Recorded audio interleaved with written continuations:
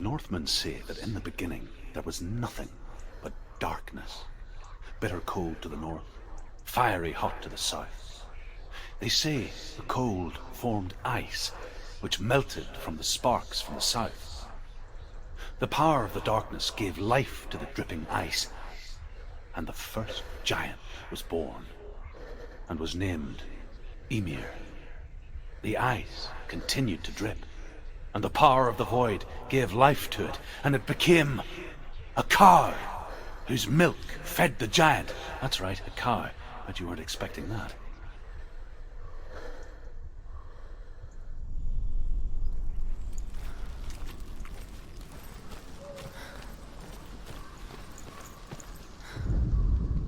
Ymir was a frost giant, a being of darkness, and all his sons and grandsons were dark after him. Of his daughters and granddaughters, some were monstrous, but others fair. But there was another who came from the ice. Buri. In shape, he was like a man, big and powerful. His son, Bor, took a fair giant to be his wife, and they had 3 sons. Odin was the eldest, and the Northmen hold him to be the foremost of the gods, the All-Father.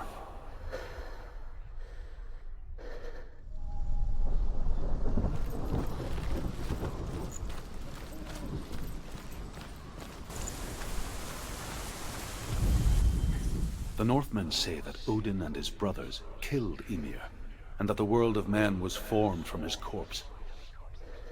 They made his bones into stone, and his flesh into earth, and his blood into the salt sea. They set his skull to be the bowl of the sky, with his brains for clouds. Odin and his brothers caught the sparks flying from Muspel and made them into stars. And to protect the new world from the giants, they used Ymir's great curving eyebrows as walls.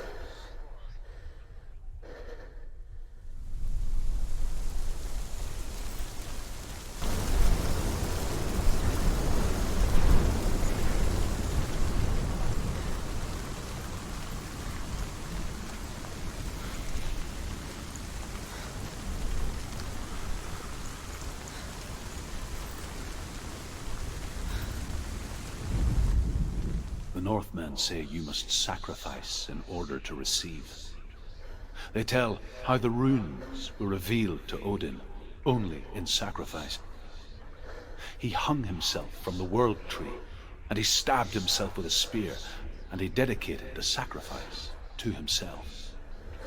For 9 nights he hung on the tree without food or drink, and at last he saw the runes below him.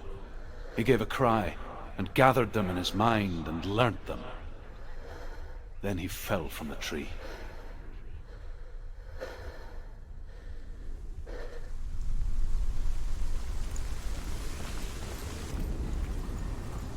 Exile makes sense when you realize that you were never really home in the first place. The Northmen say that Odin is always in search of knowledge and wisdom and magic. There was a very wise being named Mimir, who guarded the waters of wisdom which flow from the roots of the world tree. Odin wished to drink from this spring, but he had to pay a price. So he gouged out his own eye as offering to Mimir. He drank from the well and traded one way of seeing for another.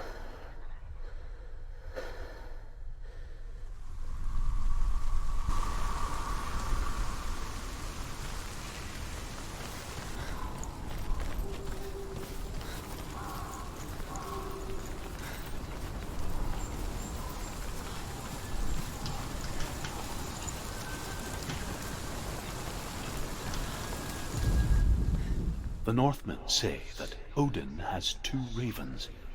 Their names are Thought and Memory, and each day he sends them out to fly all across the world. Upon their return, they perch on his shoulders and tell him everything they have seen and heard.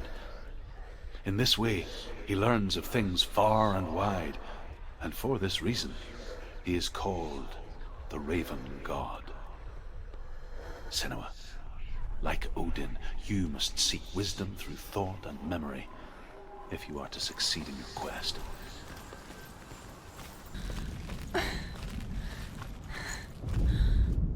The Northmen tell of a great hero.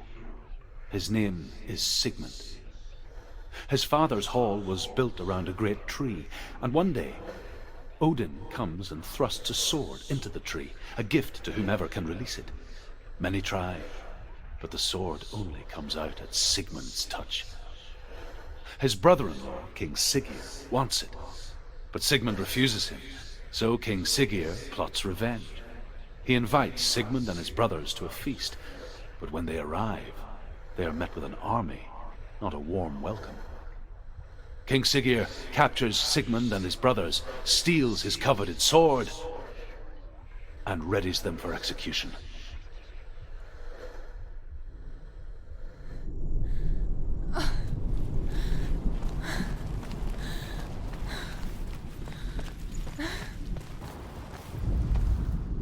Death for Sigmund and his brothers seems certain. But the king's wife is Sigmund's sister, and she begs for mercy and implores the king to chain them up instead. He agrees. Not for mercy, though, but because he plans an even more cruel and lingering death. Chained to a tree in the forest that night, a she-wolf comes and devours one of Sigmund's brothers. She returns, ravenous, night after night, until only Sigmund is left. The next day, Sigmund's sister sends a servant with honey to smear on Sigmund's face. But to what end? Well, that night, when the she-wolf appears again, you'll never guess what happens.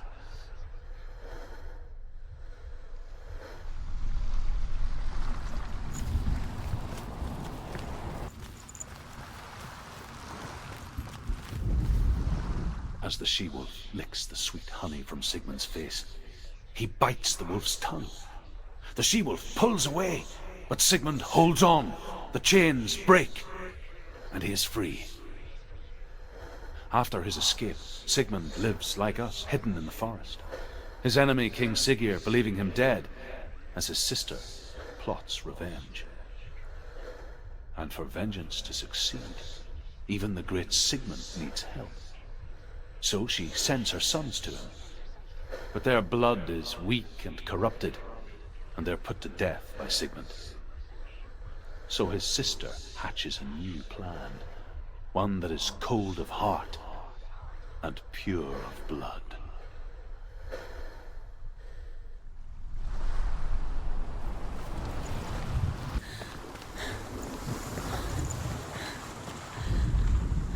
Sigmund's sister trades shapes with a sorceress, and in disguise, she lies with her own brother. She gives birth to a son named Sinfjotli. After a time, she sends him to the forest to Sigmund. He tests the boy and finds him strong and fearless, and so they go to take their vengeance on King Siggeir. But luck is not on their side. They're captured, and Siggeir has them buried alive.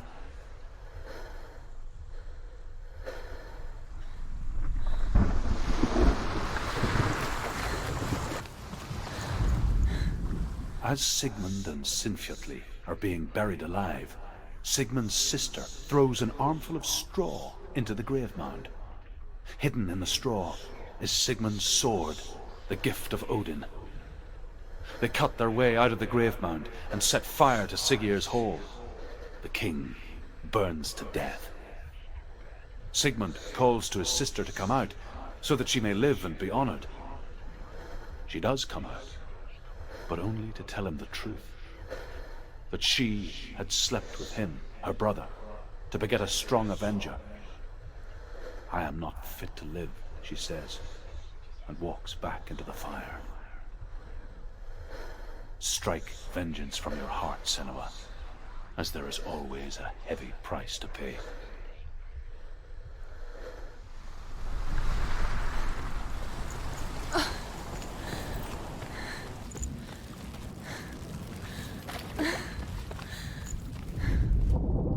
And here is the end of Sigmund's story.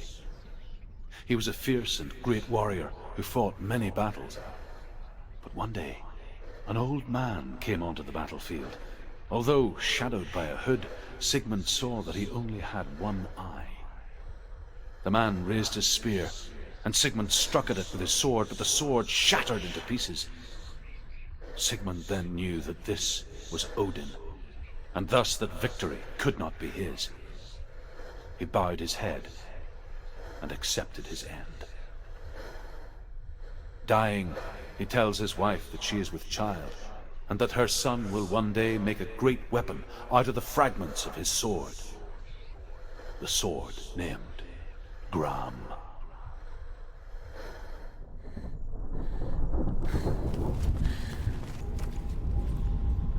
I will tell you of a great hero named Sigurd, son of Sigmund, no less. Born after his father's death, Sigurd is cared for by the dwarf Rain. But Rain does not love the boy. Instead, he plans to use him for his own ends. You see, Rain's father possessed a great treasure given to him by the gods. But Rain's brother, Fafnir, killed his father and took the gold all for himself. Fafnir hid the treasure out on a heath and could not leave it. And from the evil in his heart, he turned into a dark creature, a dragon.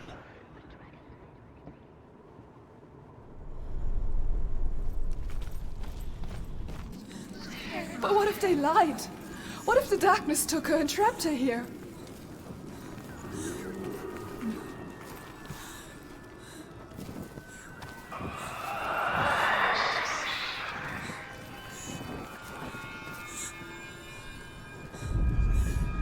Rain the dwarf's sole desire is to possess this dragon's accursed treasure, and he uses Sigurd to reclaim it.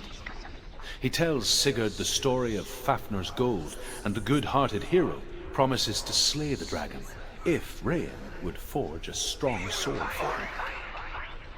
Sigurd remembers that his father once possessed a sword given to him by Odin.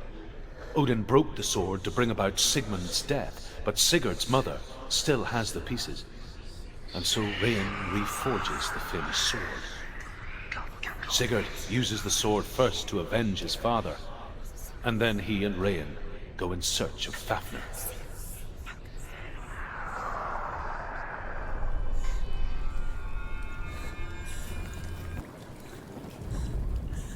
The dragon Fafnir is so large and deadly that it would be impossible to kill him face to face. But each day, Fafnir crawls across the heath to find water. So Sigurd digs a pit in the dragon's path and lies in wait in it. When Fafnir slithers overhead, Sigurd sinks his sword into the dragon up to the hilt. Sigurd leaps from the pit, and Fafnir sees his killer.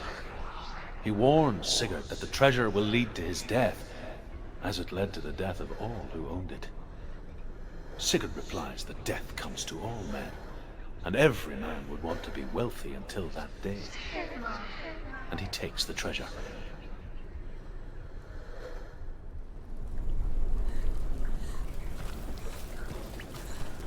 She never learns. The beast. Although Sigurd kills the dragon, Rain wants to keep Fafnir's gold all for himself. Rain also wants the strength and wisdom of the dragon, so he drinks its blood and asks Sigurd to roast Fafnir's heart for him. Sigurd does so, but when he touches the roasted heart to see if it is done, he burns his finger. Without thinking, he licks his finger and tastes the dragon's blood. In that moment, he understands the language of birds and hears them talk nearby. Darkness will kill you. The darkness took your warrior and it killed you. Eventually, it really happened. Sigurd's newfound power lets him hear the birds speak, and they say, Sigurd should eat the heart himself. I'm looking for Dillian. Rain wants Fafnir's gold. Sigurd should kill Rain before Rain kills him. She's going too slow. Dillian is so close. Sigurd should find Brynhild the Valkyrie, who sleeps an enchanted sleep. Dillian, Sigurd heeds the bird's advice. He kills Rain, eats Fafnir's roasted heart, and takes Fafnir's treasure. And he embarks on a new quest, to ride to Hinderfell and find Brynhild, the Valkyrie.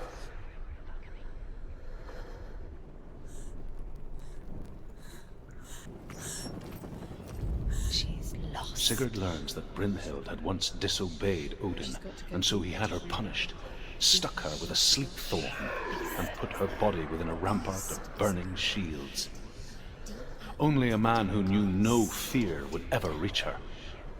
But like me, Sigurd is fearless and passes through the flames, just as I did, and wakes the sleeping warrior girl. She teaches him the secret wisdom of runes, namely victory runes, ship runes, runes for persuasion, runes for truth, runes for healing and help, runes for perception and power.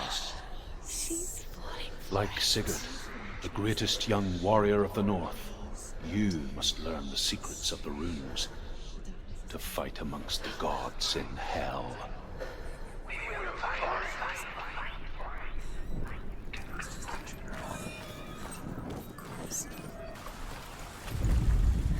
The Northmen speak of 9 worlds. The world of men they call Midgard. Sky gods dwell in Asgard. The gods of earth, harvest, wind, and sea dwell in Vanaheim. The good elves dwell in Alfheim. The evil ones dwell in Svartalfheim. The mountain giants dwell in Jotunheim. The fire giants dwell in Muspelheim. Niflheim is the world of ice and darkness. Only the dead dwell in Helheim, and that is where you must travel.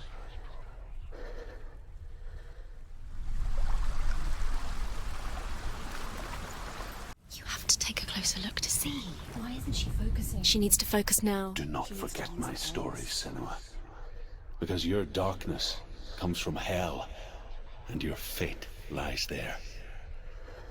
They say the burning of a corpse will take you straight to Hela's gate, but gods and the living will follow this path. You must leave the Isles of Orkney across the eastern sea and find a road that leads north and down through deep, dark valleys. After 9 nights of riding, you will follow a great river and will find a bridge covered in gold. The path to Helheim goes from there, across the river of knives that flows from the dark world of Niflheim.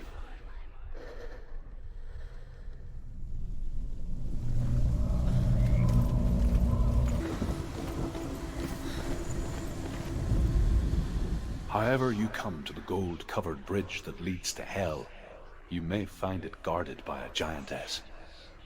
She will ask your name. She will ask your lineage. She will ask your business. The Northmen tell of the warrior woman Brynhild, who leapt into fire and rode to Hell to join her slain love Sigurd, and is challenged by the giantess.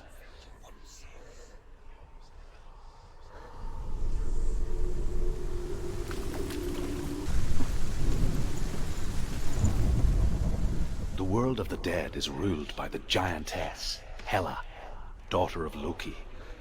The gods feared her bloodline, bad on her mother's side and yet much worse on her father's. So, as a child, the All-Father cast her down into Helheim and gave her power over those who die of sickness, age, hardship, and self-slaughter. In all of the 9 worlds, only Hela can resurrect the dead. To Hela, your Dillion was sacrificed, and with her you must bargain.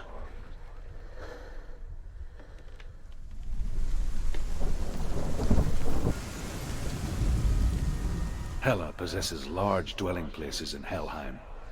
Tall are her walls, high are her gates.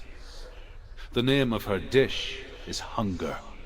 Her knife is famine. On her threshold all will stumble. Her bed is called sick bed, and her bed hangings are called flames of a funeral pyre. They say she is easy to recognize, half black and half the color of flesh. And her face, menacing and grim.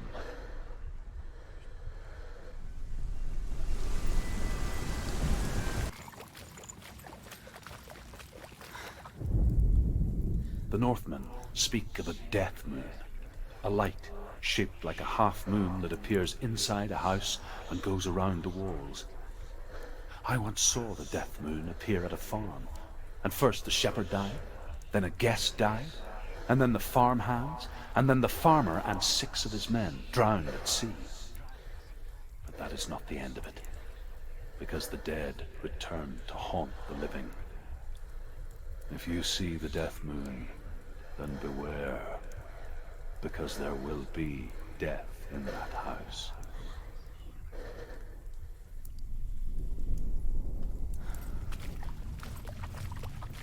Focus the voices. Come on. There was a Northman called Grettir, big, red-haired, immensely strong, but he was afraid of the dark. It happened one night that an undead creature came to his house to drag him outside into darkness and kill him.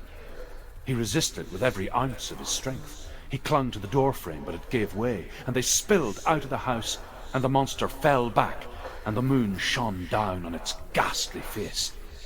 Grettir, terrified, cuts off its head, but is cursed forever. From that moment on, wherever he was, he would see those hideous eyes staring back at him. Sometimes we allow our own fear to haunt us to our grave.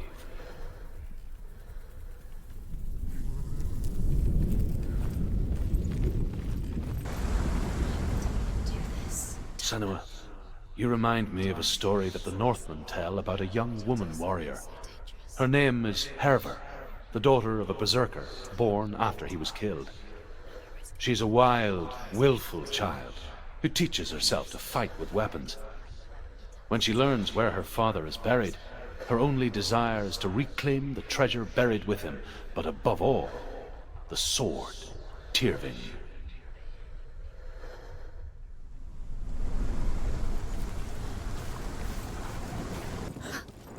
Did you hear that? Nothing. Was that voices? Is that his voice or the voice of the dead? Not Dillian. Dillian's calling to you. Can you hear him? Where is he? He sounds like he's getting further away. Have you lost him? You're going the wrong way. Are you lost and have you lost him? Where are you? Turn left. Turn right. Over this way. What was that? This way. Follow this way. Nothing. Where Herver disguises herself as a man to join a band of warriors, and soon becomes their leader. When they come to the island where her father is buried, her men do not want to go ashore. They say that evil haunts the island, and that it is a worse place by day than other places are by night. Fearless, she lands alone. There are many grave mounds, and all of them have ghostly flames burning over them. She comes to the grave mound of her father after passing through these ghostly fires, as though they were mist. The flames I passed through were real enough. Damn the Northmen to hell.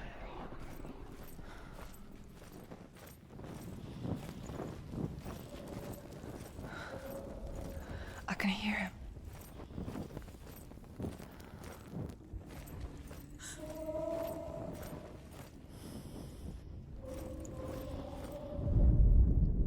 Within the burial mound, Herver calls on her father to wake from death and bring her his sword.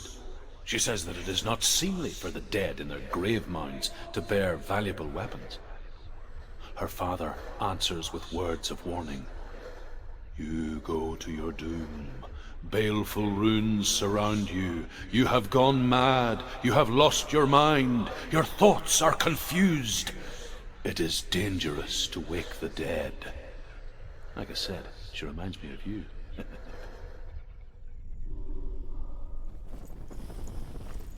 That voice doesn't sound like Dillian anymore. What's happening? It's not him, it can't be. What's that sound? The voice is changing. What? That's not Dillian. That doesn't sound like Dillian. It sounds like the man. What's in there? Where is it? A secret room. It was. How do you get in there? How does There's no way in. Find a way. There has to be a way. Find a way. There's always a way. Don't stop now, don't give up. Herva ignores her father's warnings. The grave mound opens, and it seems to be full of fire. Again, Herva demands her inheritance, but her father warns her that the sword is cursed and would be the bane of her family. But he relents and brings her the sword. She leaves the island with it, but the curse holds true, and death would follow in the years to come. And so, Senua, the misdeeds of a father have cursed his daughter.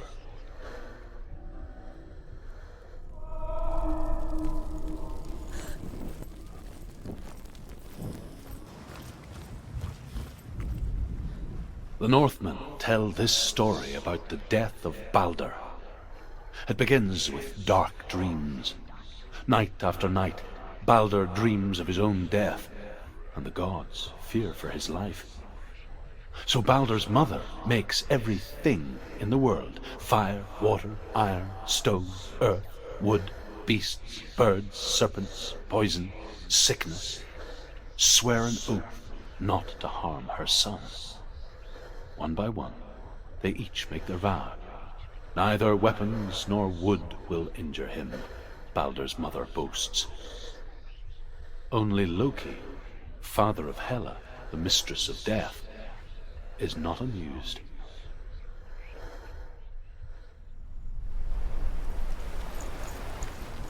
He's in the dark world. He's gone to the dark world. The gods feast and rejoice and amuse themselves by throwing spears and stones at Balder, striking at him with sword and axe. But he comes to no harm, whatever they do. The gods never cease to wonder at this great marvel. But Loki shapes himself into a woman and asks Balder's mother, "Is it really true that all things promise to keep him safe?" "I did not ask the mistletoe," Balder's mother confesses. "I thought it was too young." Oh dear.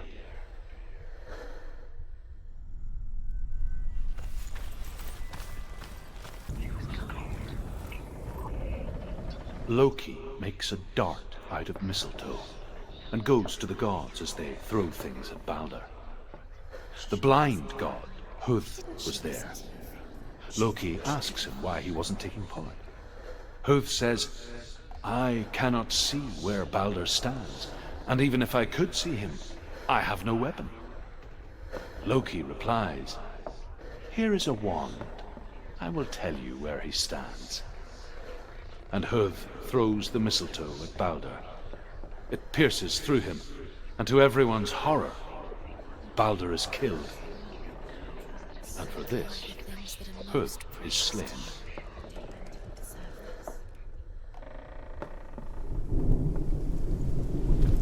Nobody will love her now. Can you remember what love feels like? Look what happens to the thing she loves. She destroys the thing she loves. The Northmen tell how the gods mourned Balder. His body was to be burnt on his ship, but they could not manage to push it into the sea, and sent for a giantess to do it. She comes riding a wolf and has vipers for her reins. She pushes Balder's ship into the sea with such force that the ground shakes and the rollers burst into flames. Doesn't know who killed When Balder's wife sees his body carried onto the ship, her heart bursts with grief, and she dies. She's put next to her husband, and the pyre is lit, sending the dead to hell. But even so, the gods cannot accept his death.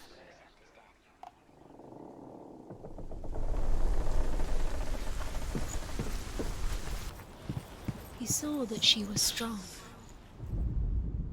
Overcome with grief, the gods send Hermod to ride to hell and ask Hela to let Balder return home. All the gods are weeping, he says. "Are they?" asks Hela. "We shall see if he is truly missed. If everything in the world will weep for him, he shall go back to the gods. But if even one thing refuses, Balder stays with me." The gods send messengers everywhere. "Weep for Balder! Weep him out of hell!" and everything wept. Villian. Men, beasts, earth, stone, trees, metal, everything, except for a giantess they found in a cave. Balder was never my friend, she says. Let Hel keep what she has. The Northmen say that the giantess must have been Loki in disguise.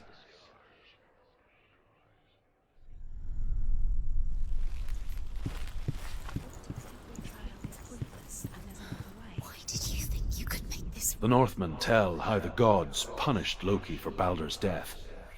They captured him and took him to a cave. They fetched his 2 sons and turned one into a wolf, and he ripped his brother apart. The gods used Loki's own son's entrails to tie him down, and turned these bonds to iron, and dangled a poisonous serpent over his face, so that its venom would drip onto him. Each time the venom drips onto Loki's face, he writhes in agony. The Northmen say that is the cause of earthquakes. A reminder, perhaps, that if even gods must accept death, then so must we.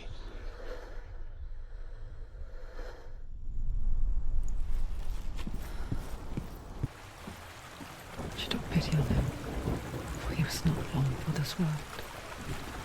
Like her, who spoke of his own darkness.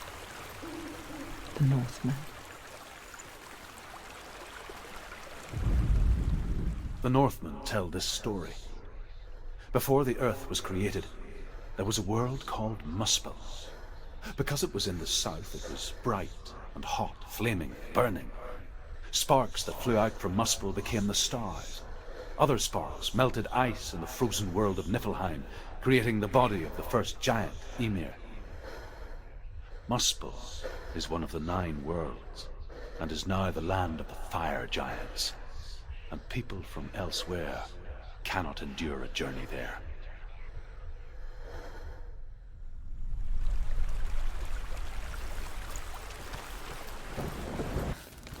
There's always another way. There's always a way. Find your own way. You just have to find it. Surt is waiting for you. It was never going to be that easy. He's waiting. Surt. The Northmen say that the defender of Muspel is called Surt, the foremost of the fire giants. His name means the Black One, because he is like something burnt. The Northmen believe that he sits at the border of Muspel with his flaming sword, and at the end of the world he will leave his post. He will travel to Asgard and Midgard, waging war against all the gods. He will be victorious, and then burn the whole world with fire.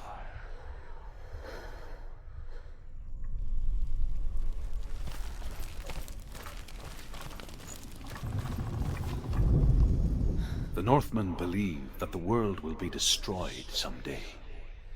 They call it Ragnarok, the destiny of the gods. Asgard will be attacked by Surt and the fire giants. A monstrous wolf will swallow the sun, and the gods will fight in vain against their enemies.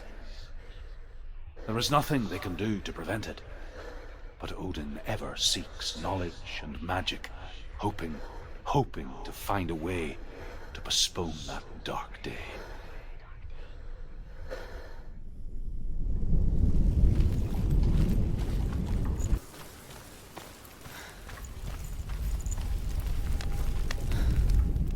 The Northmen say that at Ragnarok, the sons of Muspel will travel to battle in the ship called Naglfar, the corpse ship. And when the sons of Muspel leave the ship and ride to battle, it will be as though the sky had split open, and Surt will lead them. Wherever he goes, flame will erupt before him, and fires will burn behind him.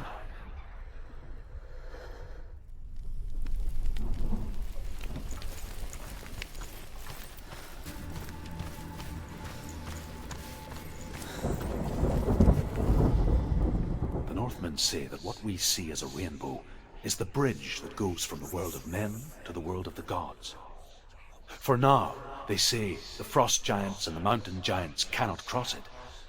But they say that when Ragnarok comes, not a thing in this world will be safe. The Rainbow Bridge will break under the onslaught of the fire giants riding on flaming steeds. Senua, I have seen the fire of Surt spread far and wide, and to our lands. Ragnarok is coming.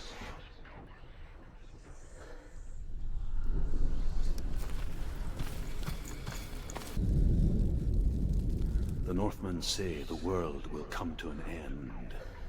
They call this Ragnarok, the destiny of the gods. First, there will be a terrible winter, 3 years long. Then, mankind will turn on itself. Brothers will fight each other to the death, and people will forget what they owe their kindred. Times will be hard. Crimes will be great. It will be an age of axes and swords. The wind will blow through abandoned halls. Wolves will walk where children played. The world will fall into ruin.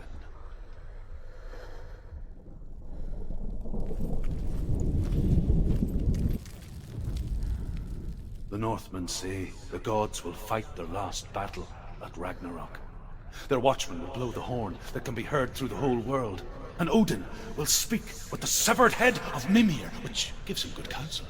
The land of the giants will thunder with the sound of their army on the move. The gods will assemble. The dwarves will leave their stones. The frost giants will come from the east. The Midgard serpent will turn up the waves.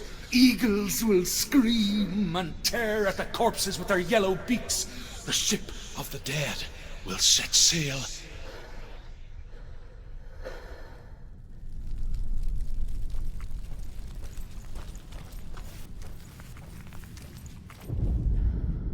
The Northmen say that at Ragnarok, the gods will face a ship full of their foes, which Loki has steered to Asgard.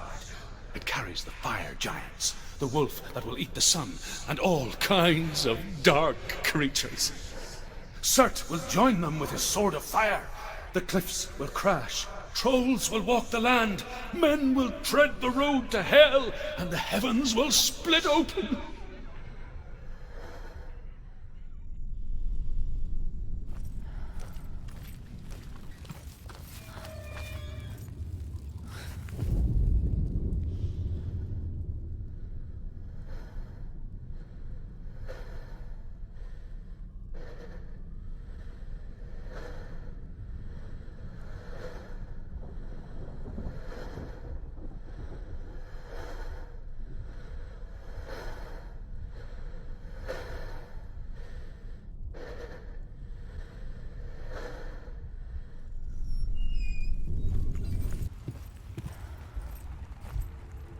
Seek Helheim is mirror.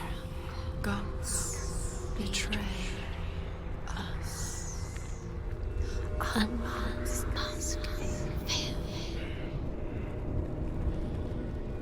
The man I was before Druth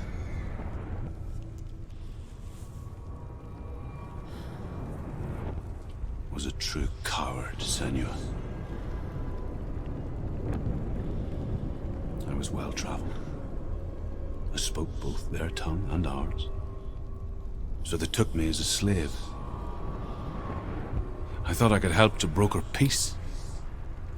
Or at least stay their hands from slaughter. But under torture, I did no such thing. I led them to the treasures and slaves they sought. But I wasn't the only one. Another came to the Northmen willingly, offering a bargain, a man in black from your lands. And he was offered safe passage for his treason.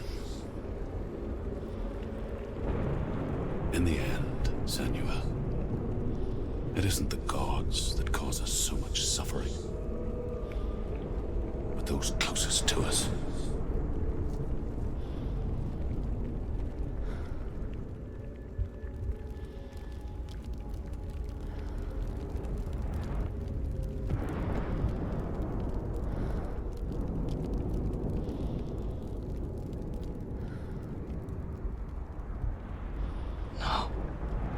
I'm here for Dillian.